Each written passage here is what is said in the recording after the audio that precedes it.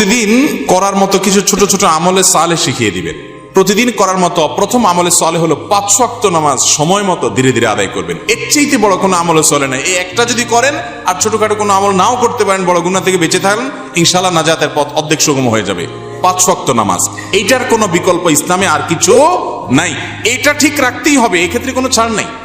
দাঁড়ায় না হলে বসে শুয়ে যেভাবে পারেন পড়তেই হবে, কোনো ছাড় নাই।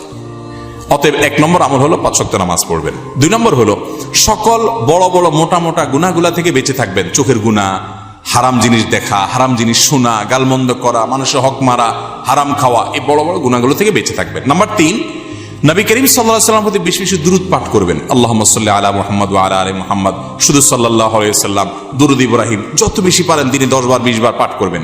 নাম্বার 4, ইস্তিগফার বেশি বেশি করবেন। আস্তাগফিরুল্লাহ ওয়া আতুবু ইলাইহি, আস্তাগফিরুল্লাহ ওয়া আতুবু ইলাইহি, আস্তাগফিরুল্লাহ আল্লাযী লা ইলাহা ইল্লা হুয়াল হাইয়ুল কাইয়্যুম, এরকম ইস্তিগফার করবেন। নাম্বার 5, যেই কোনো কাজ করবেন, এই কাজগুলোর পাশাপাশি কোরআনে কারীমের তেলাওয়াত প্রতিদিন একটু একটু করে করবেন। বিশেষ করে সূরা ইখলাস, কুল হুয়াল্লাহ সূরা একবার পড়লে 3 ভাগের কোরআন 3 ভাগের 1 ভাগ পড়ার সমান সওয়াব হয়। অতএব আপনি চাইলে কয়েক মিনিটের ভিতরে পুরো 1 খতম কোরআনের সওয়াব পেতে পারেন। বিশেষ সূরা ইখলাস পাঠ করবেন।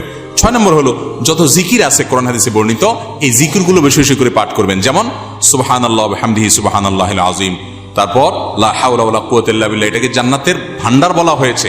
তারপর আপনার দুরূদ ইব্রাহিমের পাশাপাশি অন্যান্য সাধারণ দুরূদ তো পড়বেনই।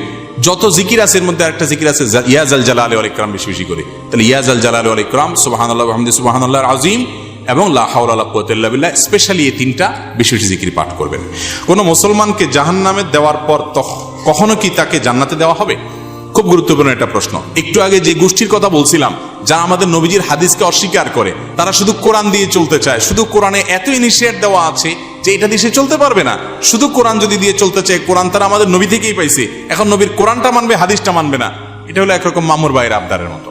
তো এই লোকগুলা বলে যে যারা জাহান্নামে যাবে তারা চিরকাল জাহান্নামে যাবে, আর কোনোদিন জান্নাতে যাবে না। এটা ভুল কথা। কোরআনে কারিমে আল্লাহ রাব্বুল আলামিন জাহান্নামীদের বিভিন্ন বিবরণ উল্লেখ করেছেন। অনেক পাপের কারণে জাহান্নামে স্থায়ী থাকার কথা বলেছেন। কিন্তু এগুলো সম্পর্কে খোদ নবী করিম সাল্লাল্লাহু আলাইহি ওয়াসাল্লাম কি ব্যাখ্যা দিয়েছেন, যার পরে কোরআন নাজিল হয়েছে, যাকে আল্লাহ পাঠিয়েছেন আমাদের কাছে, সেটা তারা জানার চেষ্টা করে না।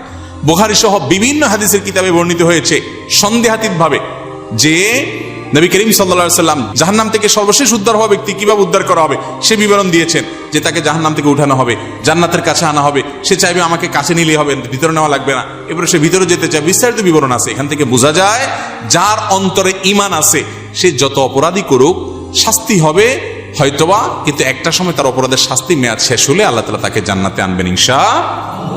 এই চিন্তা করে এবার তাহলে নিশ্চিন্তে পাপ করতে পারেন, যেহেতু জান্নাতে আসবেনই একবার, আর টেনশন কি। কিন্তু জাহান্নামে পড়ার পরে আল্লাহ তাআলা আমাদেরকে হেফাজত রাখুন।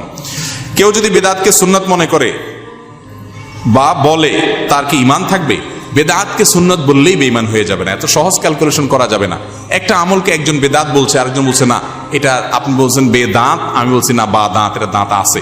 কেউ দাঁত পাইছে, কেউ দাঁত পায় নাই, অর্থাৎ কেউ সুন্নাত মনে করতেছে, কেউ বেদাত পাইছে। এটা নিয়ে ইজতিহাদ বা বুঝের মত পার্থক্য হতে পারে।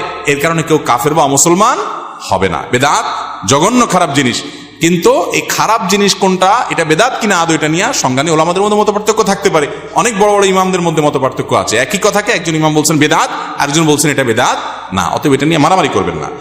মেয়েদের সাদা স্রাব হলে নামাজ পড়তে পারবে কিনা?